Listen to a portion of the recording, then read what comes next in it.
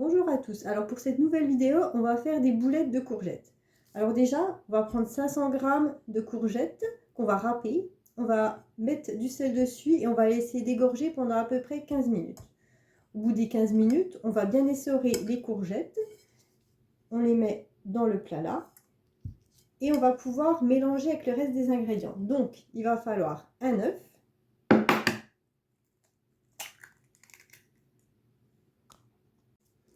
Il va nous falloir aussi 100 g de gruyère râpée. Ou un autre fromage, vous pouvez mettre du parmesan aussi, c'est très bon. Donc on mélange avec le gruyère. Il va nous falloir aussi à peu près 100 g de chapelure.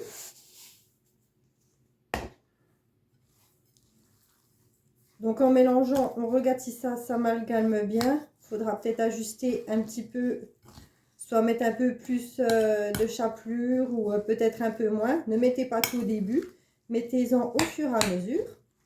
Donc ensuite, on assaisonne, donc on va mettre du sel, du poivre et des herbes de Provence.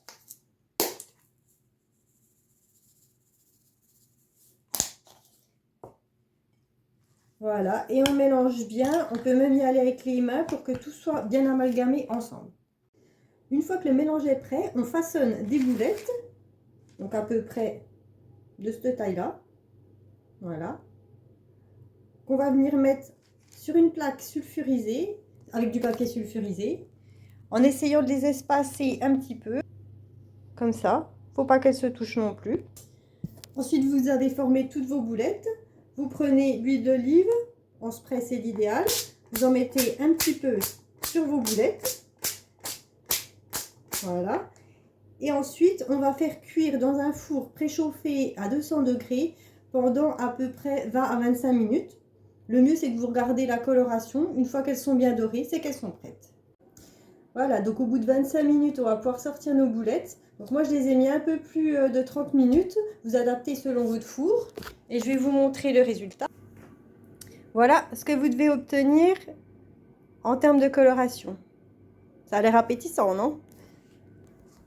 Voilà, donc cette recette de boulettes de courgettes est terminée. Et puis moi je vous dis à bientôt pour un nouveau légume et une nouvelle recette. Bye bye!